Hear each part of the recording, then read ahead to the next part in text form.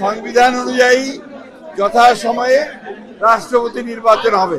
রাষ্ট্রপতির পদ শূন্য হয়েছে।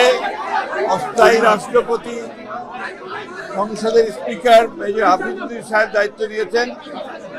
সংবিধান অনুযায়ী যথাসময়ে রাষ্ট্রপতি নির্বাচন হবে এবং দল সিদ্ধান্ত নেবে কাকে সেখানে মনোনয়ন দেওয়া হবে। আর কিছু প্রশ্ন আছে? এটা আমাদের করার কিছু নাই, এটা সম্পূর্ণভাবে নির্বাচন কমিশন করবে। আর আমাদের যেহেতু স্থানীয় সরকারের বিষয় আছে, এই বিষয়টা আমরা মন্ত্রণালয়ে আলোচনা করে সিদ্ধান্ত নেব।